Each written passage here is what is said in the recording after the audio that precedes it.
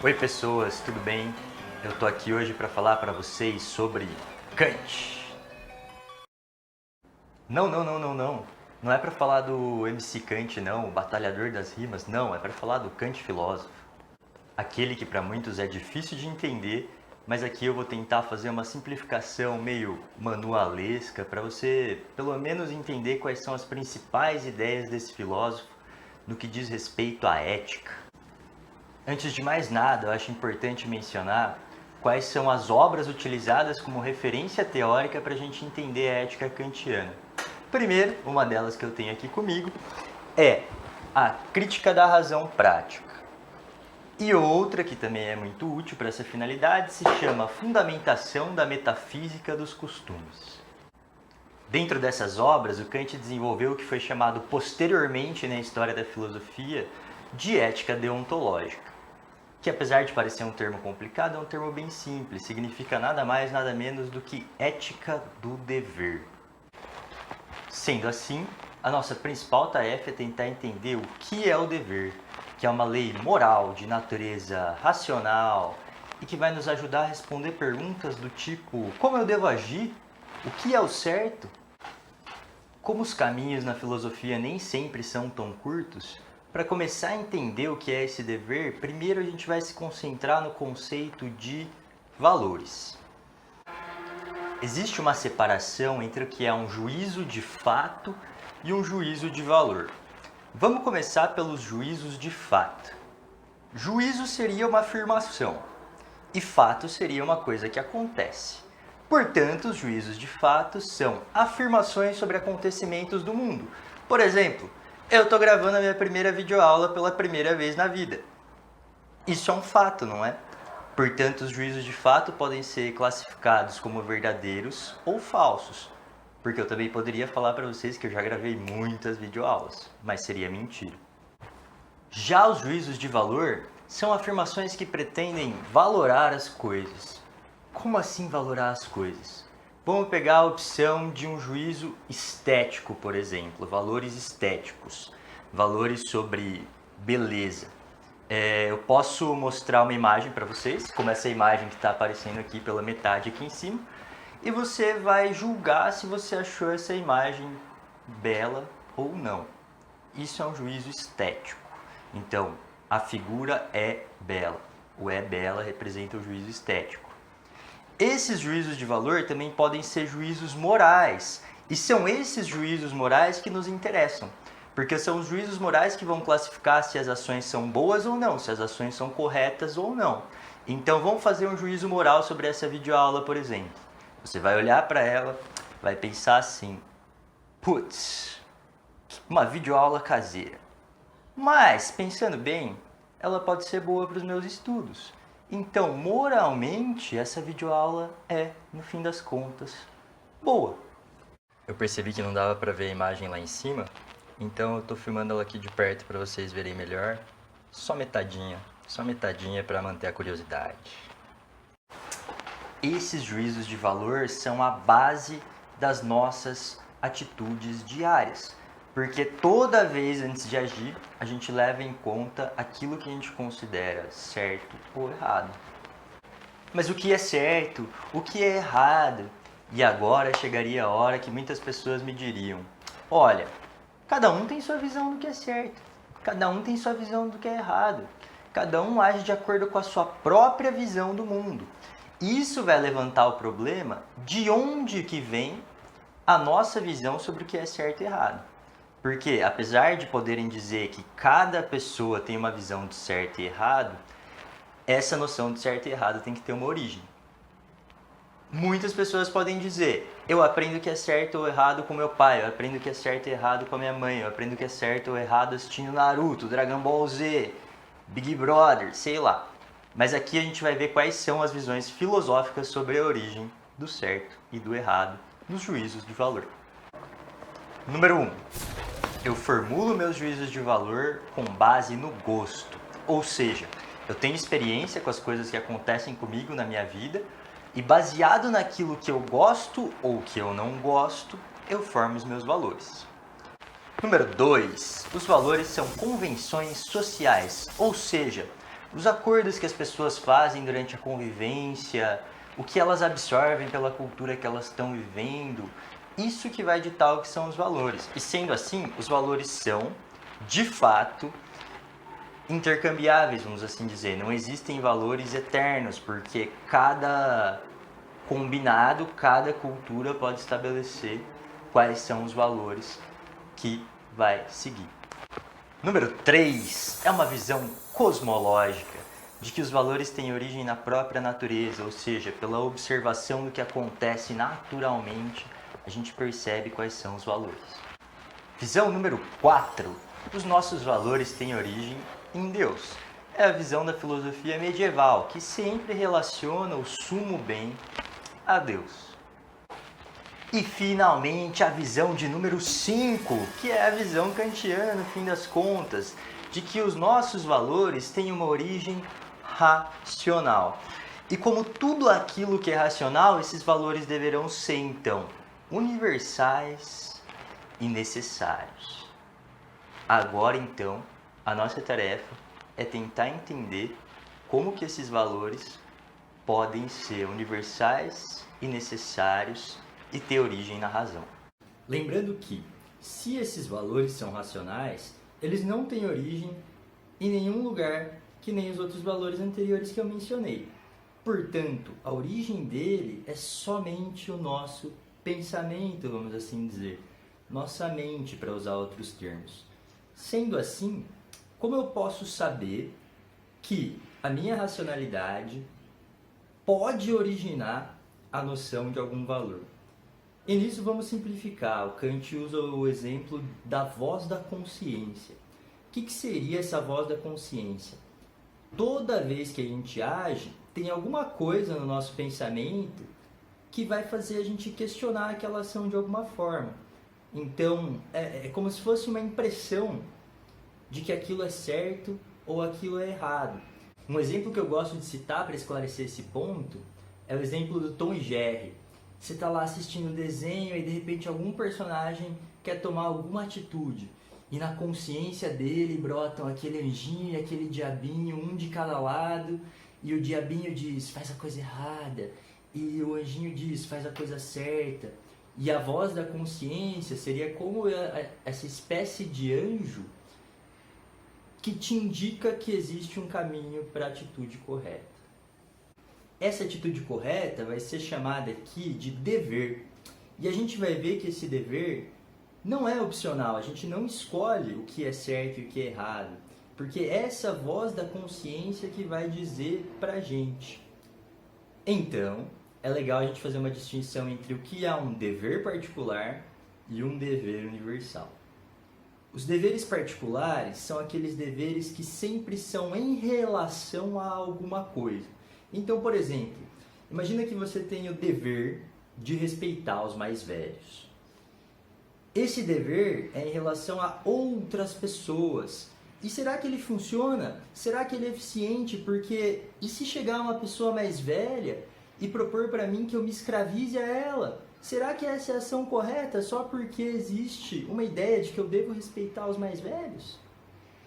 Então Kant vai falar que por trás desse dever particular existe uma forma do dever, que a gente pode entender que todo dever tem uma base em comum e que se a gente esvaziar esse dever da matéria, por exemplo, os mais velhos, ou outro exemplo, amar a pátria, e por aí vai sobrar um dever que funciona absolutamente em qualquer momento das nossas vidas.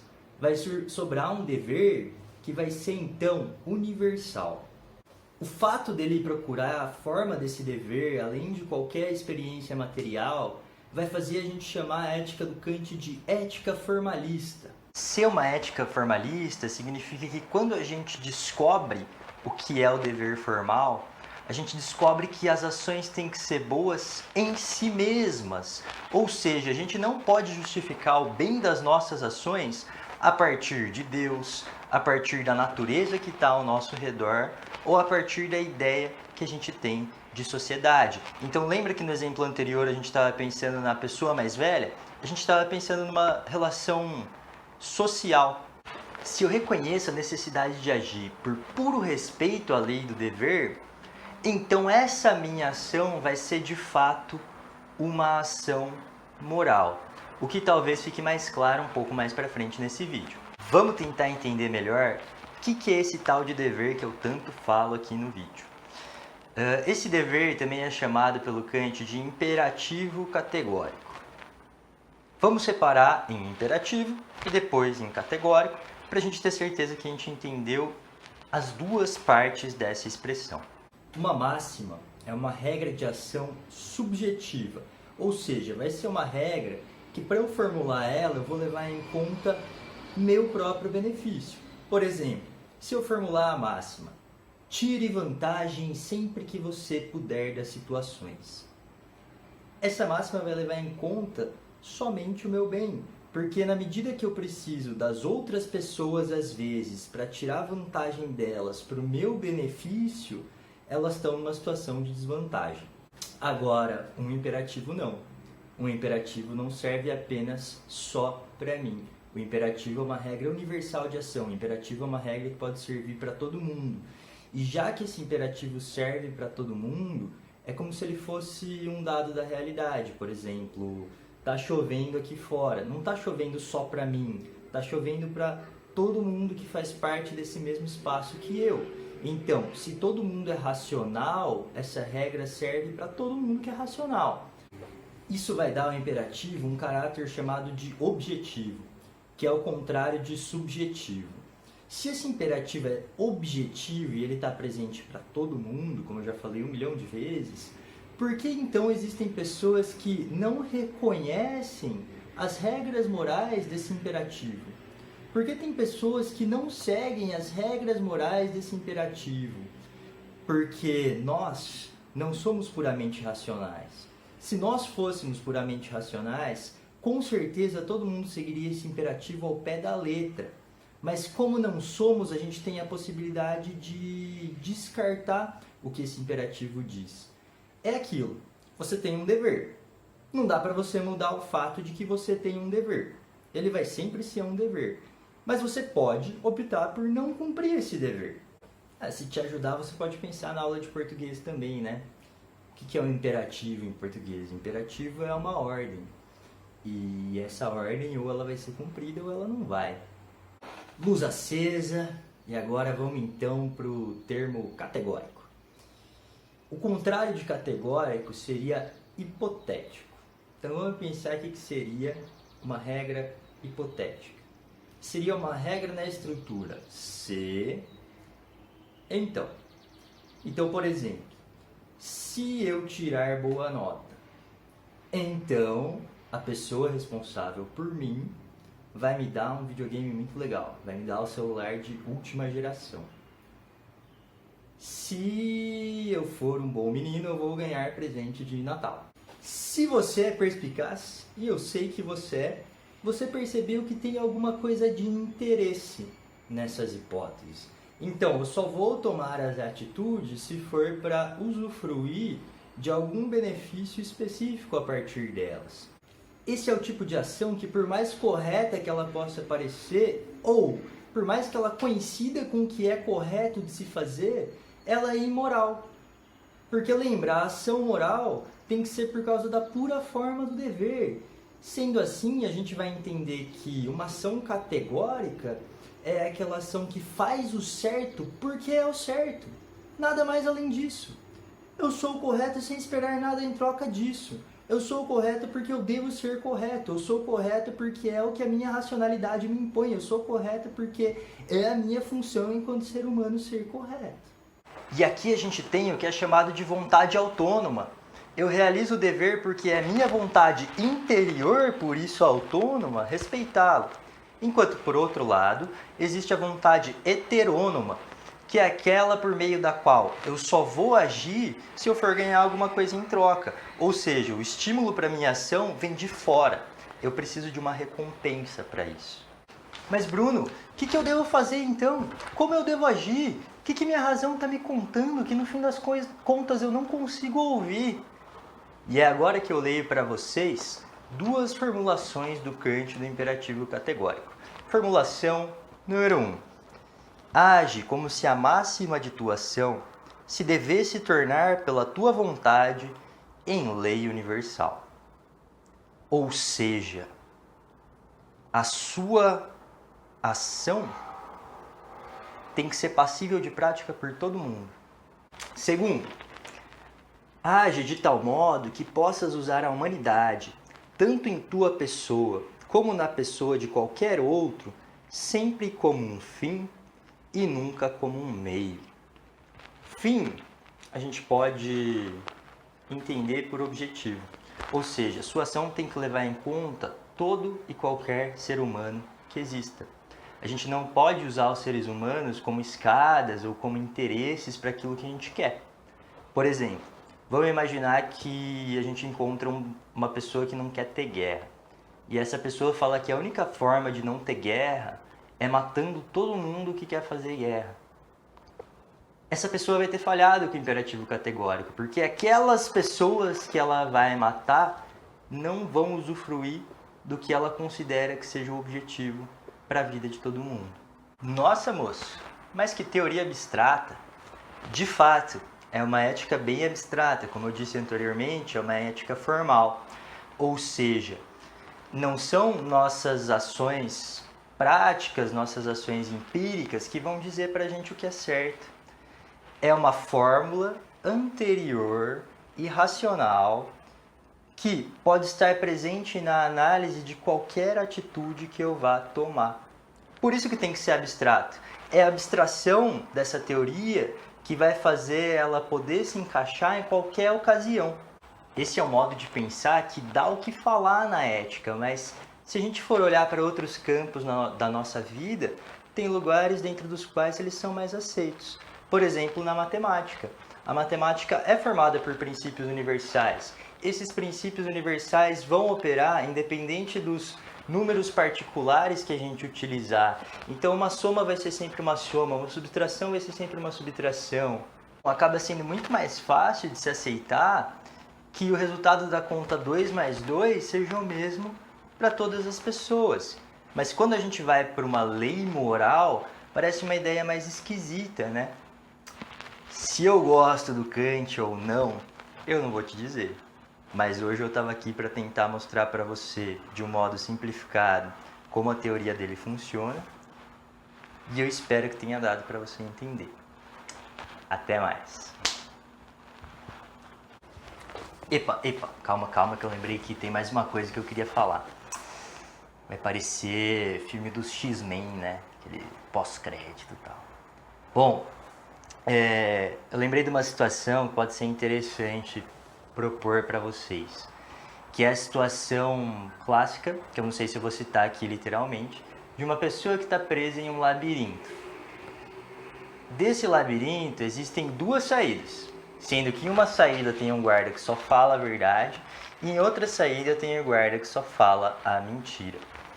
Essa situação é curiosa porque se o guarda que falasse a verdade também mentisse, a pessoa que está presa no labirinto conseguiria sair.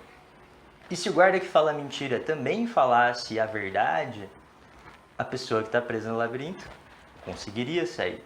Porque ela teria um critério para analisar o que fazer. Só que, dentro dessa situação, quem está errado é o guarda que fala mentira. Porque o guarda que fala mentira que não segue a lei racional. Porque é a verdade que serve para todo mundo. Porque é a verdade que leva em conta todos os seres humanos sem pensar em interesses particulares. Porque quando eu me importo com a verdade, eu não estou preocupado comigo mesmo. Eu estou preocupado com o que a racionalidade me mostra que é correto, né? Então, sei lá, vamos pensar no guarda que está mentindo e agora uma liberdade poética minha. Ele pode estar mentindo por interesses próprios. Tem um moedor de gente atrás da porta e quando você cair lá, você vai ser moído, você vai ser moída e tal. E ele está fazendo isso por puro sadismo. O sadismo seria o interesse que está aquém do interesse humano, o interesse pessoal, né? E com isso eu encerro. Eu vou colocar aqui embaixo, na descrição do vídeo, um exercício de vestibular que já foi feito sobre Kant. Na verdade, existem vários. Na Unesp do ano passado caiu Kant, mas caiu falando sobre estética e tudo mais. E eu espero que dê para você resolver o exercício com o que eu falei para você aqui nessa aula, beleza? Eu vou colocar aqui nesse finzinho os versos de uma música que sempre me fazem pensar na teoria do Kant, que acho que resumem bem o que o Kant quer transmitir pra gente, beleza? Falou, agora sim. Enfim, quero vencer, sem pilantrar com ninguém. Quero dinheiro sem pisar na cabeça de alguém. O certo é o certo, na guerra ou na paz. Se for um sonho, não me acorde nunca mais.